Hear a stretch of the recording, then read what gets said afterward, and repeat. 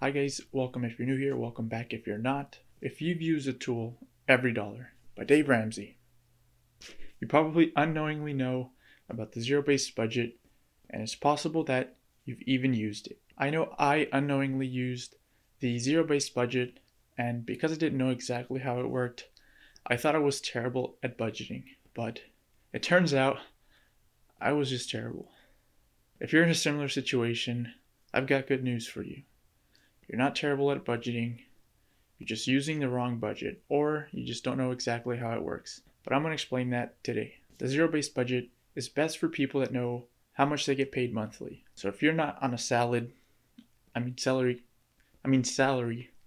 you're not on a salary, you can still use it, but it'll take a little bit more work. There are only 3 steps to the zero-based budget, and half of them are a pain in the ass.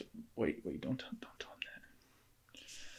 Here are the 3 steps. Step 1 is to write down how much money you make. Step 2 is to write down all of your expenses. Step 3 is to make adjustments to Step 2 until Step 1 minus Step 2 equals 0. And before you say, but Mark, if my income minus expenses is 0, won't I just be living paycheck to paycheck forever? Also, I hate you. You're ugly and you're fat and pink. Unsub, unlike, block. Expenses also include savings and paying off debt if you have it. This budget is simple, but it can be time consuming to give every dollar a job.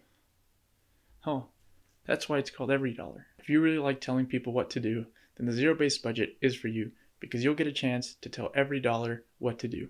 Your dollars should have more jobs than LinkedIn. And I'm not going to tell you how to budget your money, but I would put things like rent, groceries, utilities before things like Netflix, Disney Plus, Chicken Little merch. I know it's hard to resist the Chicken Little merch, but I believe in you.